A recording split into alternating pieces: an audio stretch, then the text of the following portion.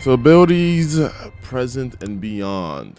We got another update from our Sandbox team to dive into, this time exploring more about abilities and changes on the way to subclass fun with the next expansion. Destiny 2 newest damage type strand is arriving in Lightfall. We're beyond excited for you to play around with it, but that's not why we're here today. We'll be talking about general ability updates, the quality of life change we're making in Lightfall and beyond. The road traveled and the path ahead. With the release of Arc 3.0 alongside Season Plunder, we completed, yeah. Now that all this 3.0 subclasses are out in the wild, we have some tuning to do in the various systems connected to subclass. Such system is our core character stats and the amount of ability regen that the discipline, strength, and class ability stat provide that hasn't been meaningfully touched since the launch of Shadowkeep. Since then, across aspect, fragments, exotic armor, armor mods, and weapon perks, there are a variety of ways to have powerful abilities with a high uptime. This has resulted in some PvE activity losing the tension that made them special. There's nothing that really made the tension of PvE activity special, Bungie. Moving forward, our goal with ability uptime in both PvE and PvE is to get back to roughly where we were with the 30th anniversary pack launch in December 2021. Are you sure about that? Okay, whatever. We're making some changes to the ability energy economy in Lightfall to correct the ability uptime while still rewarding players and effective buildcrafting. Okay. For Lightfall, we're making the following changes. Focus on passive cooldown gains. Rescale the efficacy of discipline, strength, and each class ability stat on grenade, melee, and class regenerates. In general, the regeneration provided by tier 10 stat is now roughly equivalent to tier 8 in the previous system. Each stat tier now provides a more consistent gain and cooldown reduction rather than spiking heavily at lower tiers. Wait, maybe they'll break it down more. Destiny 2 is a game about space magic, and your ability will always be central to your combat loop. While this change looks like a lot on paper, we believe the buildcrafting improvement coming to Lightfall will more than make up for it. But you're like, if someone goes out of their way to get to a tier 10, why is it a tier 8? You know? I understand the tier 8 from previous system, but this is kind of... Starting Lightfall, you'll be able to run the following ability energy generating mods at the same time and more freely be able to socket multiple copies of each. Bomber, Outreach, Impact, Induction, Attuned, Kickstart, Melee. I kind of wish we weren't like tied to just slots on your armor. Like if you have 10 energy, right, and you use one, let's say like Bomber costs 1 and I put Bomber on, right, I should have 9 more slots to put 9 more Bombers. I'm not saying that, you know, you should be able to put, you know, like maybe cap Bomber at like 2, right, but like the rest, each one should cost me a slot, right? So that means I could put 10 different mods into that slot. Being like tied to like 4 things is just terrible in my opinion. But okay, when you say freely, man, I just think I should be able to put what I can into a slot, right? I could just like click and drag it and put into that slot until I get to 10. We got utility Kickstarter. Okay, so all of this is not going to be tied to a class anymore. It's just going to be base, and that's fine because I love running Dynamo. Ashes Acid with grenade builds, so this should be interesting. Hands-on with melee builds. Innovation for my grenade. Additionally, armor mods energy costs have been reduced across the board, and artifact mods no longer need to be slotted into your armor, giving you more space to build craft to your heart content. On paper, this looks fine, right? Taking away the artifact thing that used to take up a slot for me to maybe add my reload is now gone, so I can now add reload if I want to. And being added in Lightfall that we expect players will find unique combinations of mods and perks that we didn't anticipate. In the coming seasons, we'll continue to tune the great ability energy economy along with updates to specific ability potency to make them feel more powerful. Once again, I don't mind this because, what was it? They even said it like, perfect example, right? Reload stuff. It's going to be tied to like kinetic reload or like energy reload or heavy reload. It's not going to be like hand cannon reload, sidearm reload. You know, like it's all going to be one thing now. So maybe we get more freedom here.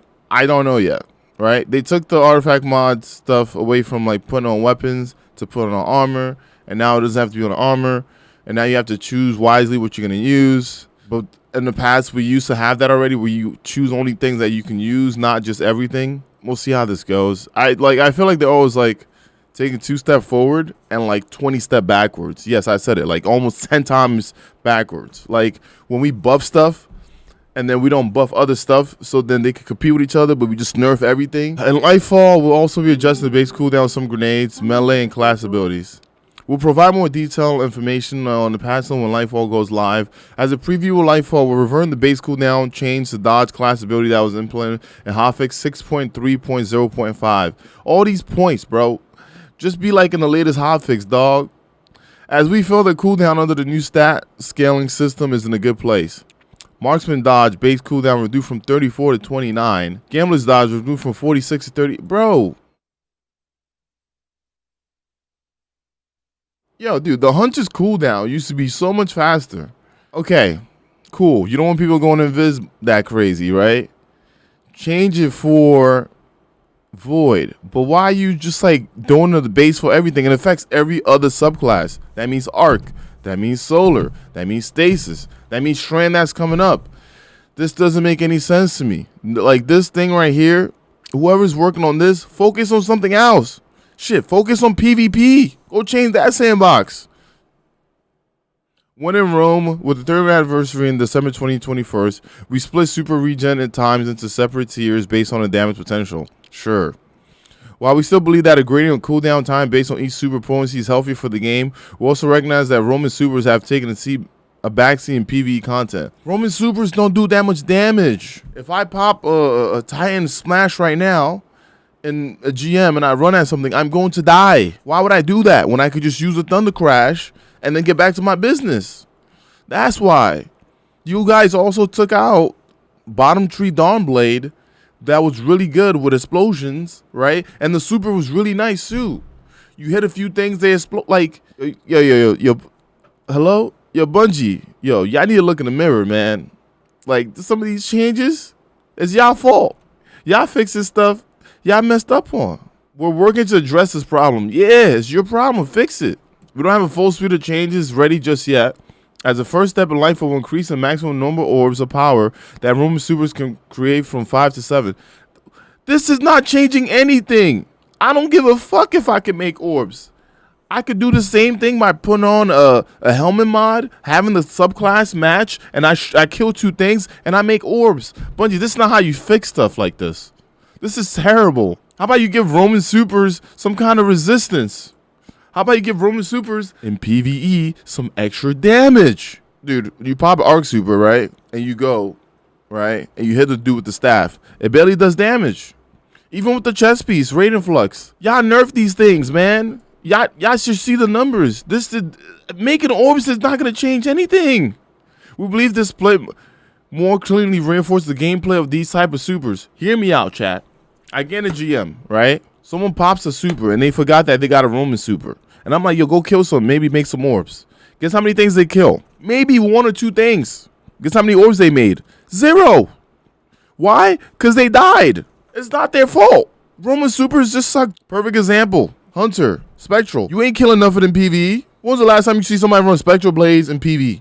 Nova Warp. What you killing? The only roaming one that even works really well is the Arc Warlock super, which you need to run Crown of Tempest so the super can last long enough for you to kill like the ads. There's an exotic chest piece for that super that gives you half your energy back, you know, because it spikes up. But that chest piece is so dog shit that no one's ever gonna use it. I try making a build with it. I'm talking about Storm Dancer's Brace. Maybe Storm Dancer's Brace, as you hit more enemies, it made your super last longer because it stacks up the damage. That could work. Fuck giving me back half of my super. Storm Dancer's Brace should change to where when you're killing stuff and you're stacking that up, it makes your super last longer. So instead of me getting that half back, you should be adding that half on top of my super so it can last longer. So when I get to that ×5, I could do something with it. Please, if one of you devs is watching this video, I got nothing against y'all. I don't even know y'all personally. It's just terrible, man. It's terrible. Roman supers increase the maximum number of orbs that can be created from 5 to 7. Oh, wow, bro. Thanks, man. One of supers, decrease the maximum number of orbs that can be created via defeating targets from 7 to 5.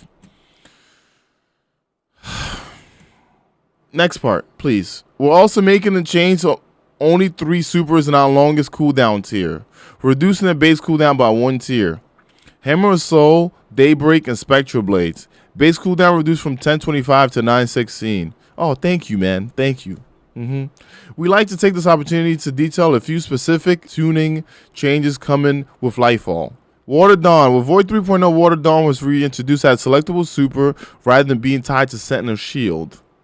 As we introduce more objective game modes into the Crucible with Zone Control, and Banner Fortress, and Zone Capture, it's become clear that Water Dawn is overperforming.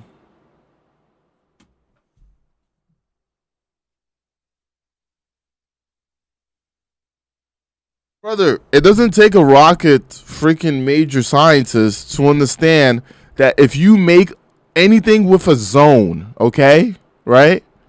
Of course, everyone's going to use Water Dawn. It's a bubble, and it can be inside it safely.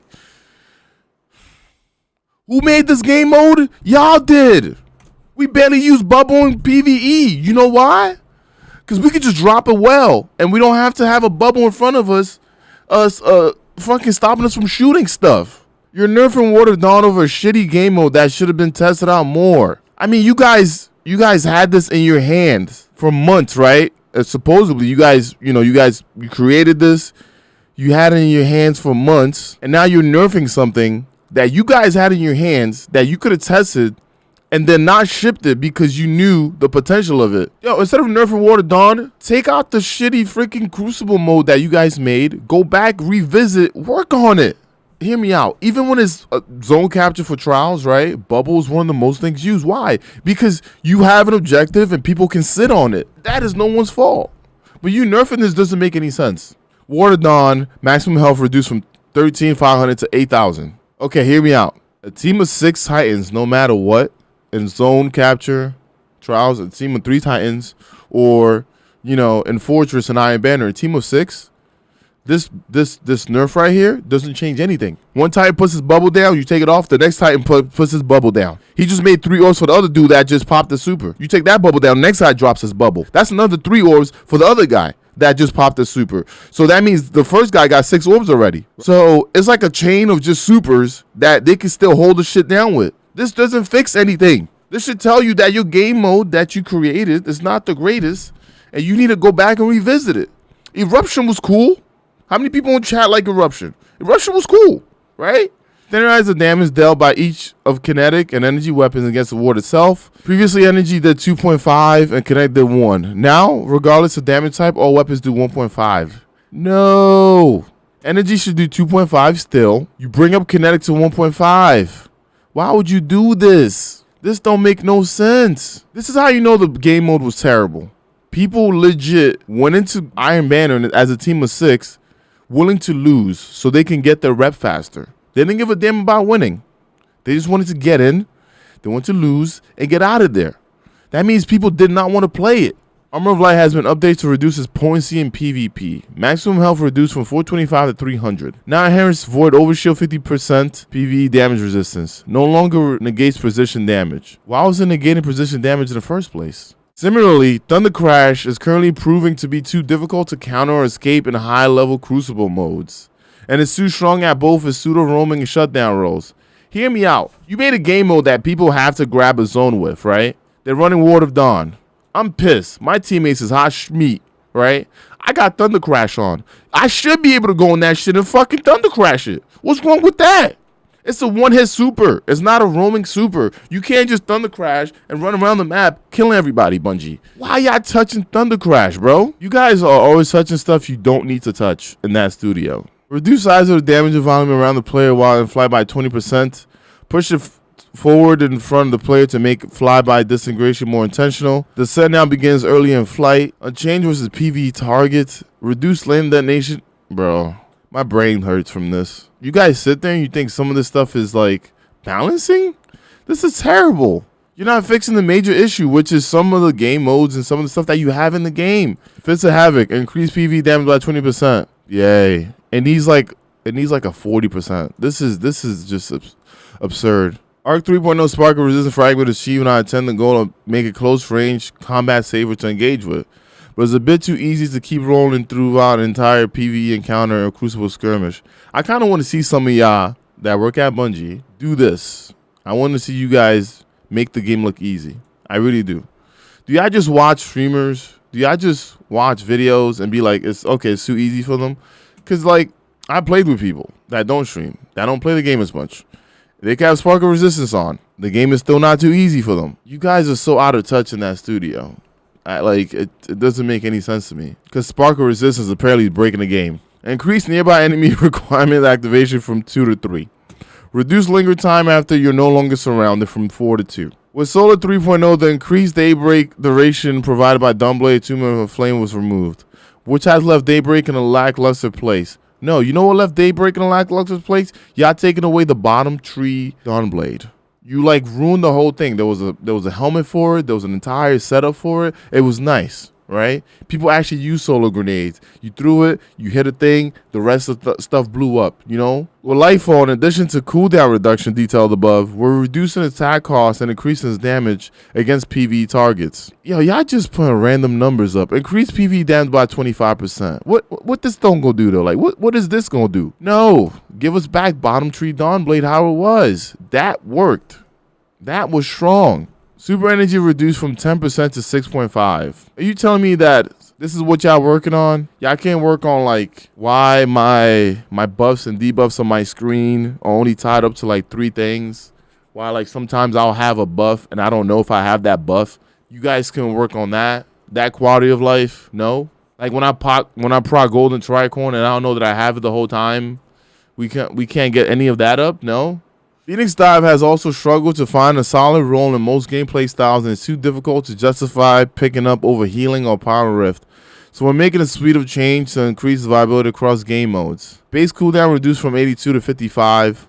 While Heat Rise is active, Phoenix Dive restoration increased from 1 to 3 seconds. While Daybreak is active, Phoenix Dive cooldown is significantly reduced, allowing for rapid reactivations. While Daybreak is active, Phoenix Dive detonation maximum damage increased from 80 to 220. No comment. Crash says Guardians. Pretty soon, Guardians are getting a little sturdier. Stun and Lightfall, physics collision damage will no longer be lethal to Guardians. Fall damage will still be lethal when Lightfall launches, but we plan to also make that non-lethal in the mid-season update. You'll still take damage from physical collisions, but will leave you at 1 HP instead of outright splattering you. So this is probably made for those of you out there that love swording your friends. Now you just have to push your friends off ledges because you can't sword them to death anymore. Tired of your shit. We hope you take this newfound freedom and run with it. We found this more fun to hurl ourselves headlong into danger without worrying about what's in our way. We're Guardians after all. Like the elevator for War of Nothing when you're going down there and there's 2 of you. One of you guys is going to die. New tools in the arsenal. Arsenal? Damn, they must be watching the stream. Arsenal. As part of our Buildcrafting enhancement in Lightfall, we'll be adding some new fragments to the light subclasses and updating a handful of fragments on Solar Void to tie into new subclass pickups. Void Breaches and Fire Sprites. Some of these fragments addition are intended as spiritual successors to combat style mods that are making the jump over to the new armor Buildcrafting system, and some are brand new additions intended to open access to subclass verbs that some didn't have before. Arc. Spark of Instant. When critically wounded, taking damage from nearby enemies emits a burst of damage or arc energy that jolts targets. Wait. Does that mean that I'm losing my arc mod? Is that what it means? Am I losing my arc mod, bro? Am I losing my reactive pulse? What? But this one says critically wounded. Reactive pulse is like if anything just like hits you. So okay, we'll see. Spark of Haste. You have greatly increased resilience, recovery, and mobility while sprinting. That also makes me feel like I'm losing the other arc mod as well. Striking Light. That's what it was. Are we losing Striking Light too? Like all the chargeable light mods going away? That looks like Reactive Pulse and Striking Light right there. Fire Sprite. Fire Sprites are created by a suite of new and existing solar fragments and grenade energy on pickup. Okay, so these are like basic elemental wells, but not elemental wells. Amber of Mercy. When you revive an ally, you and other allies gain restoration. Picking up a Fire Sprite grant restoration. Amber of Resolve. Solar grenades, final blows cure you. Amber of Tempering. Now creates a Fire Sprite on solar weapon kills while active in addition to its original effect. Amber of Combustion. Now creates a Fire Sprite on solar super defeats in addition to its original effects. Amber of Searing. Now creates a Fire Sprite when defeating score targets in addition to... So this is basically wells. You're just calling them Fire Sprite. Void Breach. Void Breaches are created by a selection of new and existing void fragments and grant ability. Yes. These are basically just elemental wells. But how come Arc didn't have that? How come Solar has Fire Sprite and Void has Breaches? I'm guessing Ionic Traces will be just Arc, maybe? I'm guessing. Echo Cessation. Finish your final blows create a burst of void damage that causes nearby enemies to become volatile.